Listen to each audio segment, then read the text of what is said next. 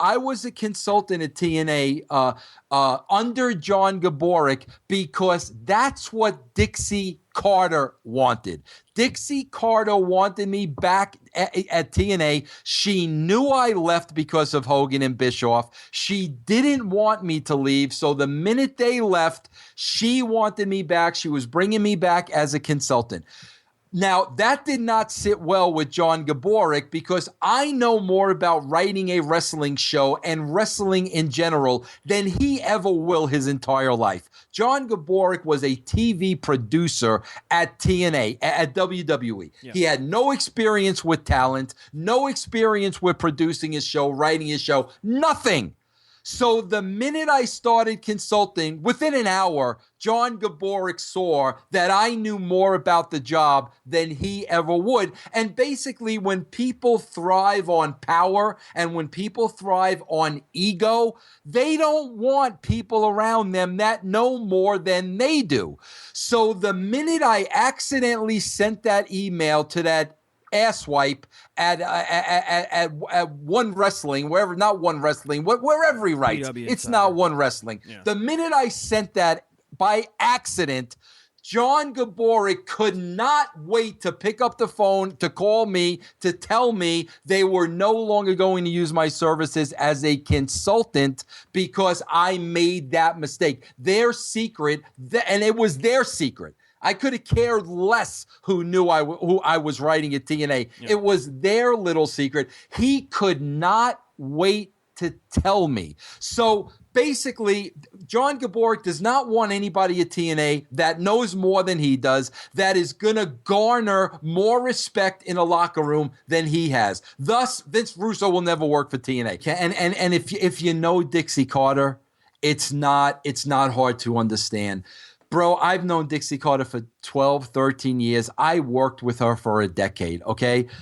Bro, Dixie in the wrestling business is very, very, very intimidated. She's around people, or was around people, that have years and years and decades and decades and decades of experience in the business, and she did not have that experience.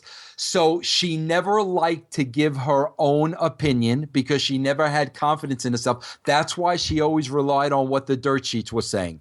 Every week when Dixie told me, her review of the show, it was Wade Keller verbatim. And I knew it. I knew what Wade said about the show, and I knew Dixie was going to say the same exact thing. She was scared to death and intimidated to form her own opinion. From day one, bro, Dixie Carter has not wanted to make one decision in that company. Not one. That's why she's gone from Jeff Jarrett. After Jeff Jarrett, she tried to hire JR. That didn't work out. So instead of JR, Hogan and Bischoff sold them their bill of goods. From Hogan and Bischoff, we went to Bruce Prichard, who sold his suitcase full of goods. From Bruce Prichard, we went to John Gaburick, who sold his suitcase full of goods and had no experience with talent relations, no experience with creative whatsoever. But John Gaburick could make the decisions, right or wrong, that Dixie Carter doesn't want to make. So if you know Dixie, it's real easy to understand this pattern and knows why she hires these people that keep digging her company deeper and deeper and deeper in the ground. Bro, TNA has lost 2 television deals on John Gaburick's watch. Not 1, but 2. They're on a 3rd network now. Their ratings have gone down 3 weeks in a row, but yet the guy is still freaking employed there. So when they lose Pop TV, is Dixie going to be surprised? Is she, oh my God, now do we go out and find another sucker? But the fact that they've lost 2 stations on his watch, 4 weeks in, the ratings are already down on a 3rd. The fact that the guy is still there is absolute insanity. But bro, that's Dixie Carter, and it all begins and starts at the top. Gaburick's going to take his money, bro. He lives in Nashville. He lives in a gated community. You know, I've been to his house. He lives in a house 5 times the size of mine. He's going to take the paycheck.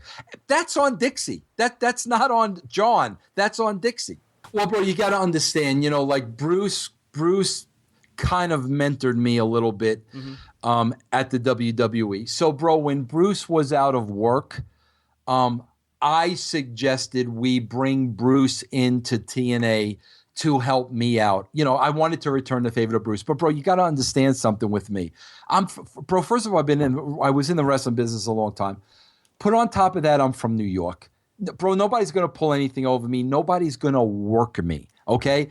So knowing Bruce Prichard, but wanting to help him out and give him a job, bro, I knew damn well. As soon as I brought Bruce Prichard in, he was going to work Dixie and tell Dixie all he could do to turn the company around, this, that, and the other thing. And again, my deal was, Dixie, if you want to believe him and put him in charge, go ahead and do it and watch what happens. That's what I do, bro. I let people bury themselves and hang themselves, opposed to getting involved in a political game that I have no interest in. Bro, sure enough, Prichard's on the job a week. Every time I turn around, he's in Dixie's ear. He's in Dixie's ear. He's in Dixie's ear. Bro, 2 weeks later, Bruce Prichard was my boss, okay? But the fact of the matter is, I always liked Bruce. Bro, I know all about him. You know, I know how he is, but I was always entertained by Bruce, and I always liked Bruce.